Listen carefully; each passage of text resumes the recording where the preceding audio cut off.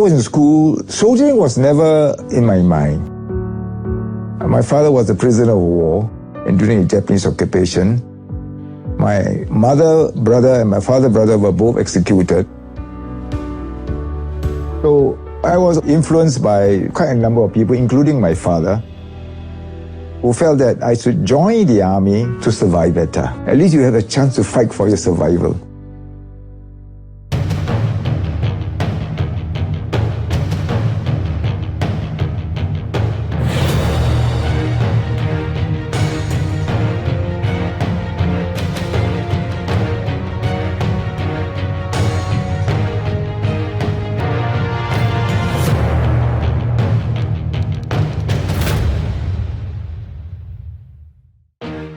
When Malaysia was formed, Indonesia objected to the inclusion of Sabah and Sarawak and declared an unofficial war of terrorism, Konfrontasi.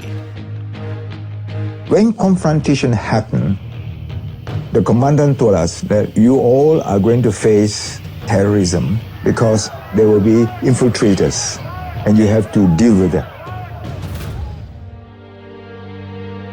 I learned something about the military. You mustn't give away that feeling.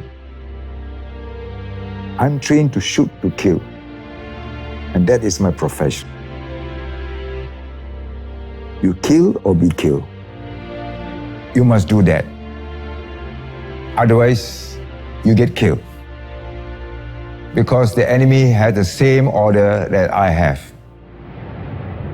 In Kota Tinggi, searching for the terrorists, my mission was advance and pursue and search and destroy. So my duty was just to pursue the enemy and they run into the ambush positions. When I discovered the 8 bodies that lie in the river, I suddenly feel scared. It's quite natural. Fear is always there. The problem is how to overcome the fear.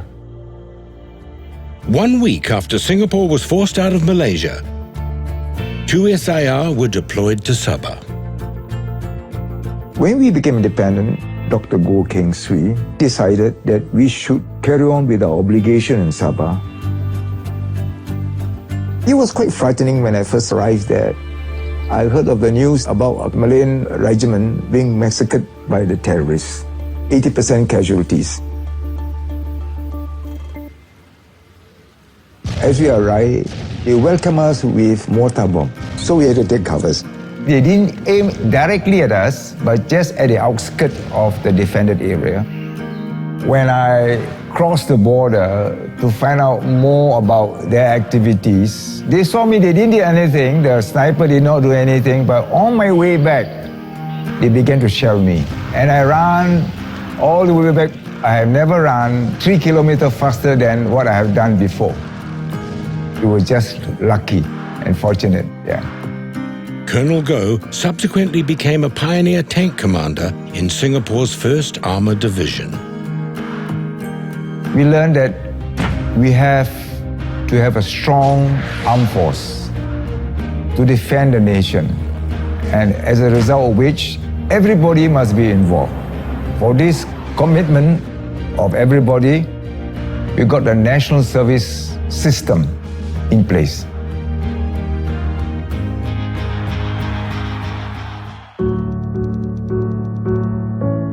What started here in 1967 was the beginning of my journey that took me to defending the beaches at Changi. And this was my contribution as part of my service during confrontation. We were briefed when we were told to deploy. Indonesian Marines are being hanged. The Indonesian Armada has come out. They are moving towards Singapore. We have to go and defend the Bedok Changi area. To dig trenches, put our sandbags. We had live ammunition in our magazine. The platoon commander had binoculars. When I looked through the binoculars, I could see the Armada facing us. How do I protect myself? How do I survive? That's a warship there. We are just soldiers. We are frightened. Fear will always be there. My men were afraid. So I had to show them that I wasn't as afraid as them. What would have happened if they had landed? Would we have survived? And where would we be today? We have to be able to have everything so that we can fight something like that. We are very small, but deterrence is the key. The defense of Singapore is still the primary thing. So no matter what happens, you cannot let this guard down. On August the 9th, 2015, pioneers Colonel Goh and Lieutenant Colonel Singh proudly took part in Singapore's 50th celebration parade, passing the baton of our defence on to the next generation of the SAF.